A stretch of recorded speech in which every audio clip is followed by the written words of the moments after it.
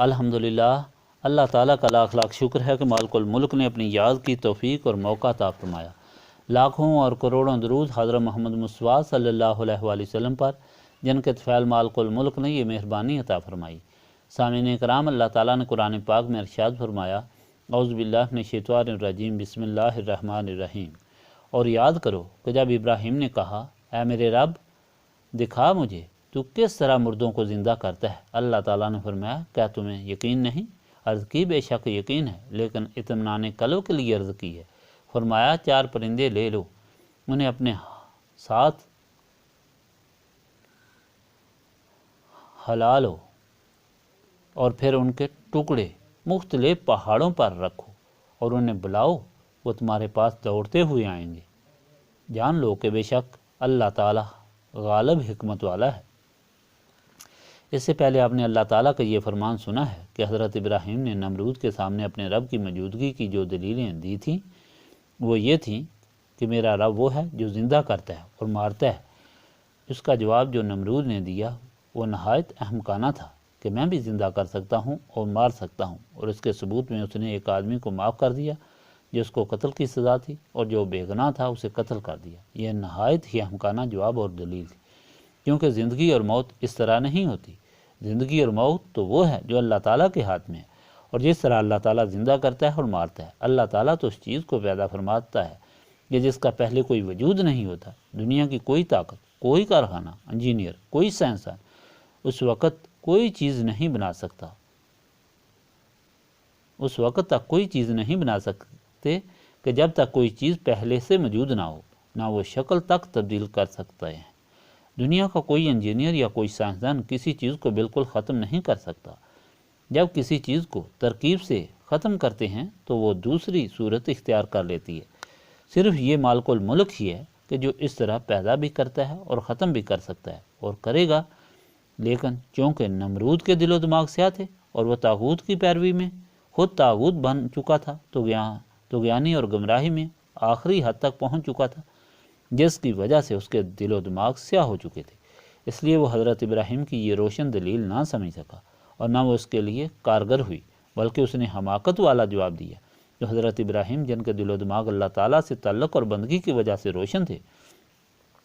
انہوں نے اس کے ساتھ اتنی لمبی تقریر کرنا مناسب نہ سمجھا، بلکہ یکدم اسے ایک اور روشن اور واضح دلیل دی جو عام فہم انسان بھی سمجھ سکتا ہے کہ اچھا، اگر تم مالک، خالق اور رب ہو تو سورج کو بجائے مشرق سے مغرب کی طرف سے طلوع کرو، جس پر وہ لاجواب ہو گیا اور اس کے پاس کوئی اور جواب نہ رہا۔ یہ مکالمہ ان 2 انسانوں کے درمیان تھا جو دونوں اللہ تعالیٰ کی مخلوق تھے، لیکن ایک وہ تھا جس کے دل و دماغ اللہ تعالیٰ سے باغی ہونے کی وجہ سے سیاہ ہو چکے تھے، اور دوسرا وہ تھا جو اللہ تعالیٰ کی بندگی میں نور علی نور ہو چکا تھا۔ اس لیے دونوں کے مکالمے سے یہ صاف ظاہر ہوتا ہے کہ ایک عقل و دانش کا مجسمہ، مرقع اور اعلیٰ پیکر تھا، اور دوسرا حماقت اور ذلت کا نمونہ تھا۔ چنانچہ دونوں کا انجام بھی اسی طرح ہوا۔ اللہ تعالیٰ کے بندے کو اللہ تعالیٰ نے دونوں جہان میں وہ عزت بخشی کہ جو مثالی تھی، اسے حیات جاودانی عطا فرمائی، اور دوسرے کو اللہ تعالیٰ نے ایک ادنا مخلوق کے ہاتھوں ذلیل و خوار کیا۔ حضرت ابراہیم کی اس دلیل کے بعد اللہ تعالیٰ نے اپنے بندوں کے یقین اور سمجھ کے لیے اس بات کو اور زیادہ واضح فرمایا اور حضرت عزیر کا قصہ بیان فرمایا،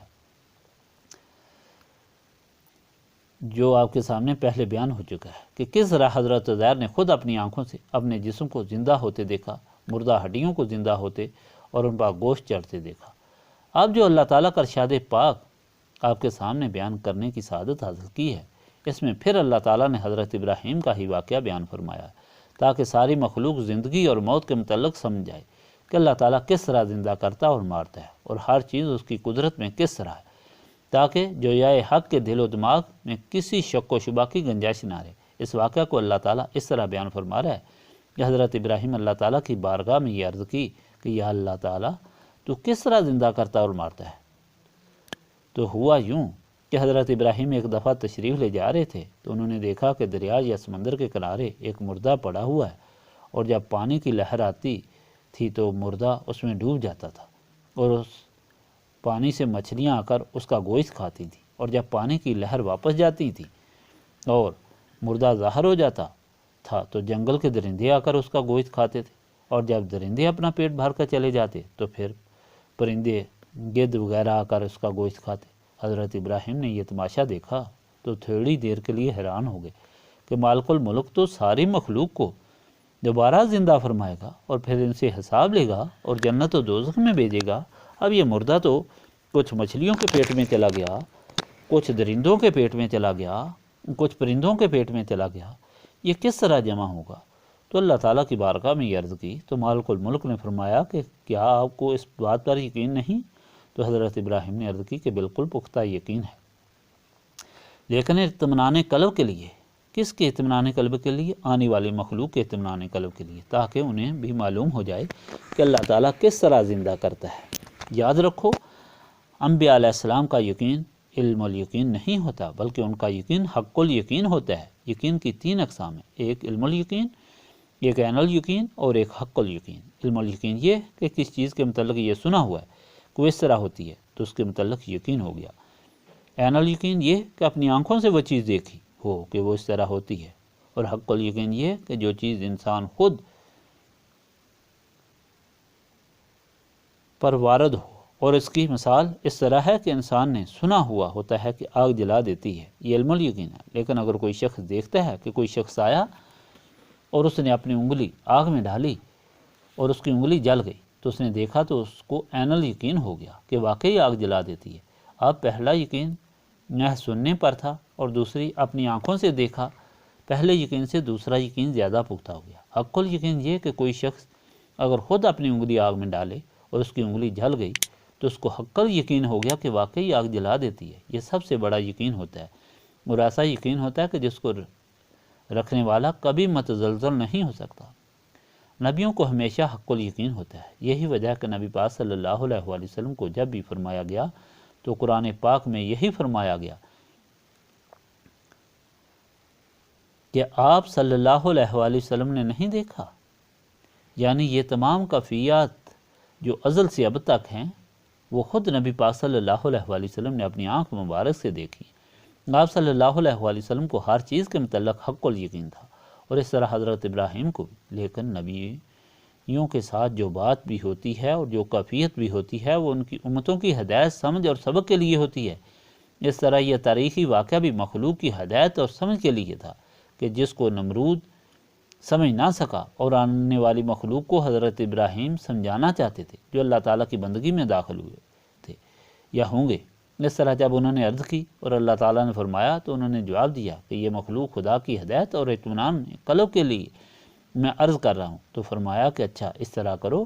کہ تم 4 پرندے لے لو اور ان پرندوں کو اپنے ساتھ ہلا کر اور پھر ان کو مار کر ان کے ٹکڑے کر کے مختلف پہاڑوں پر رکھ دو اور انہیں بلاؤ تو وہ تمہارے پاس زندہ دوڑتے ہوئے آئیں گے۔ حضرت ابراہیم نے اس طرح کیا، 4 پرندے لیے، مور، مرغ، کبوتر اور کوا، اور چاروں کو لے کر ان کے پر اتارے، پھر ان کی ہڈیوں اور گوشت کے ٹکڑے ٹکڑے کیے، ان کا قیمہ کیا، ان کے سر اپنے پاس رکھ لیے اور اس قیمے کو آپس میں ملا دیا، ملا کر کچھ حصہ ایک پہاڑ پر کچھ دوسرے پہاڑ پر رکھ دیا۔ روایت میں ہے کہ 4 پہاڑ، دوسری روایت میں ہے کہ 7 پہاڑ، اور ایک اور میں ہے کہ 9 پہاڑ۔ اور پھر حضرت ابراہیم نے انہیں آواز دی تو اللہ تعالیٰ کی قدرت سے وہ سارے ٹکڑے الگ الگ ہو کر اپنے اپنے گوشت کے ساتھ مل گئے، ان کی رگیں مل گئیں، ان کا خون مل گیا، ان کے پر مل گئے۔ پھر وہ سارے دوڑ کر حضرت ابراہیم کے پاس جو سر تھے ان کے ساتھ آ کر جڑ گئے، اور اس طرح سارے زندہ ہو گئے اور زندہ ہو کر اڑ گئے۔ یہ اللہ تعالیٰ کی قدرت تھی کہ جس کا اللہ تعالیٰ اظہار فرمانا چاہتا تھا، اور یوں حضرت ابراہیم کے ذریعے ساری مخلوق کو یہ سبق دیا کہ کوئی شخص کبھی بھی شیطان کے ماں پر یہ شک نہ کرے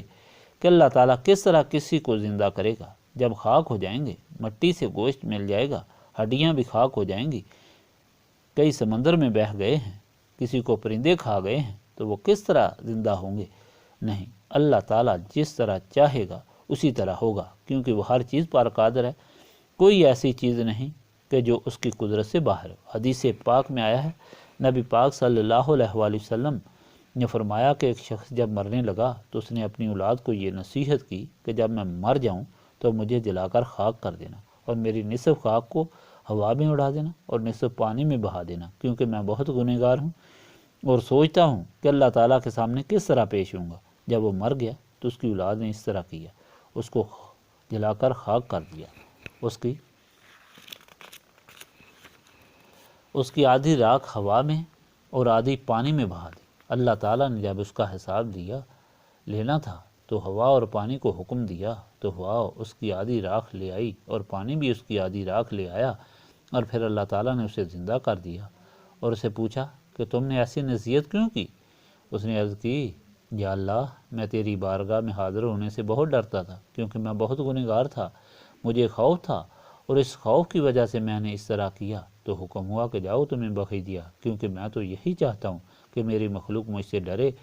میرا خوف دل میں رکھے۔ کوئی میری بندگی کرے گا تو اس سے مجھے فائدہ نہیں، اور کوئی بغاوت کرے گا تو میرا کوئی نقصان نہیں۔ میں تو یہ چاہتا ہوں کہ میری مخلوق میرا خوف دل میں رکھے اور میری قدرت پر یقین رکھے، میرے موجودگی پر یقین رکھے۔